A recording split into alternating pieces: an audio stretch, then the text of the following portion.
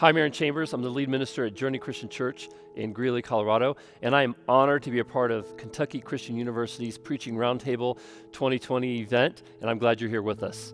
In this first session, I want to answer and address this question. Are you and your church feeling a little bit lost right now?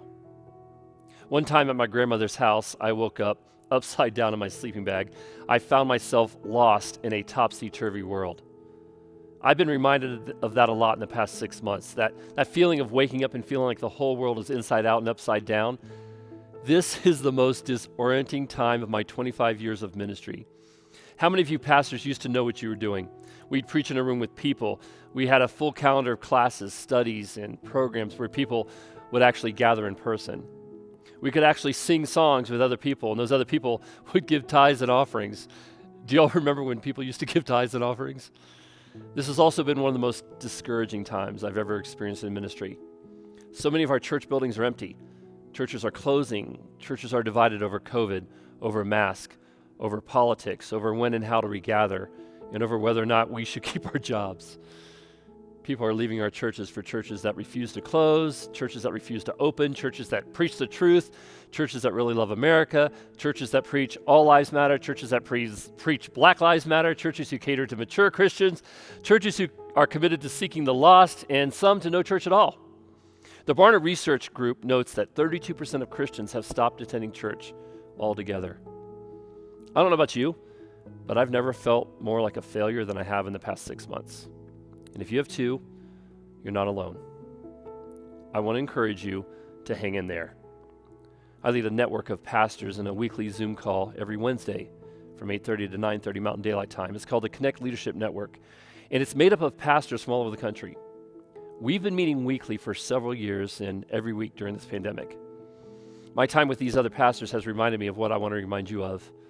You are not alone in your confusion, your pain, your feelings of rejection, your thoughts of quitting and working for Amazon delivering packages. May I offer you some encouragement from the book of Hebrews?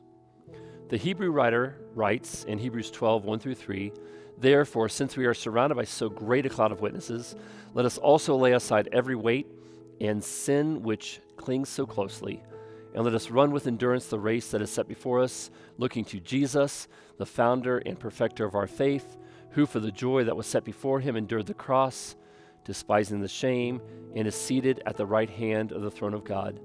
Consider him who endured from sinners such hostility against himself, so you may not grow weary or faint-hearted."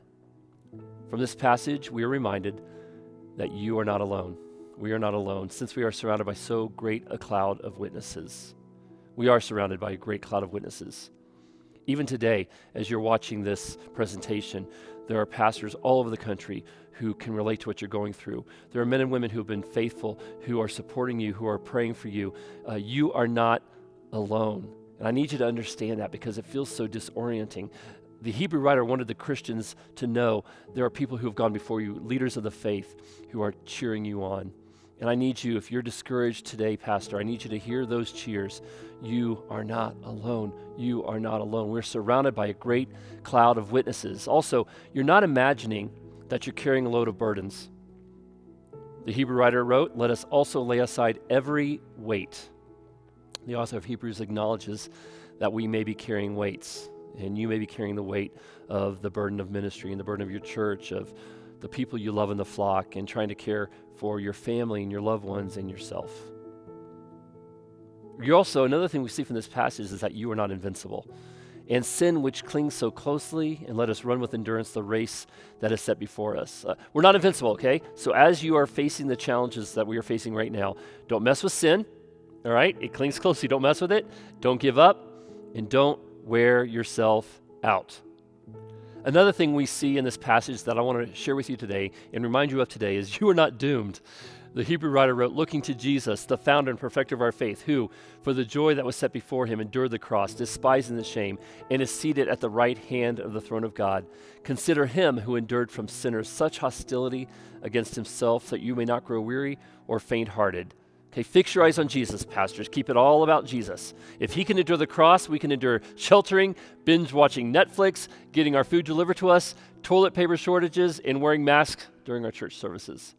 Let me close this session with a few more practical bits of wisdom and truth for you, because I know you are committed to reaching the unchurched in this difficult time. The first thing is this: God is still on his throne. He still loves you. He's still in power. He still has authority. He's not up in heaven saying, man, I didn't see that coming. God is on his throne. Acknowledge that. Also, be careful what you're saying to yourself. You do realize you're the most influential person in your life. You talk to yourself more than anybody else. A few filters. As you're talking to yourself, make sure it's good, it's true, and it's helpful. And if not, stop saying it to yourself. It's okay to have Jesus and a therapist too. This crisis was so difficult for all of us. In the first 2 weeks of the pandemic, I lost 14 pounds. I was overcome with anxiety. My wife was an amazing blessing to me and gave me space to process things and to walk at my own pace. But like before I even spoke in an empty room for the very first time, I was so overcome with fear that I was laying on my back behind the stage, and I was just afraid to come out. Well, you know what got me through it? My wife, Jesus, and my therapist. So if you need to talk to a therapist, talk to a therapist. Here's another bit of advice. Be intentional about connecting with mentors, mentees, and other ministers for soul care. I'm in soul care all the time. And one of the things I've learned from soul care is that we need to take care of our souls so we can take care of the body of Christ. You got to take care of yourself, okay? Listen, you take care of yourself. It's so crucial. One of my mentors is a man named Alan Algrim, and he has taught me 4 great tools that I use in meetings with mentors, mentees, and other ministers, all right? They are delight, drain, discovery, and determination. Delight, drain, discovery, and determination. If you're having a conversation with a mentor or a mentee, what's your delight right now? What's something that you've discovered right now? What is something that's draining you? And what is something you're determined to do? Great things to think about. Here's another thing: rest well. No one understands the weight you're carrying. No one understands the amount of work you're doing and the amount of stress that you're experiencing right now. No one can understand that except other ministers and your family. So I need you to rest well. Take your days off. Take your vacation. Take a nap. Make sure you're taking care of your soul. Also, here's another bit of advice, all right? Reward those who've carried your ministry with you through the last 6 months. Take some time to think about how to creatively reward those who've been standing with you during this difficult time when you were in that empty room preaching, or you were trying to help shepherd the church all by yourself and not knowing how to connect with people, and somebody stepped up to help you. Your worship minister, your media team, whoever it is has been helping you, your children's ministry, everybody who's been kind of repurposing and doing different things. Think about ways you can reward them for the work they've been doing the last 6 months. And another thing is this: don't let go of the rope. I did some research on cave rescues because depression is often talked about in being in like going into a cave. So like they talk about depression as like you're going into a cave. And so I was looking at cave rescues, and what I found about cave rescues was this, is that all cave rescues involve a rope that is affixed to something sturdy on the outside.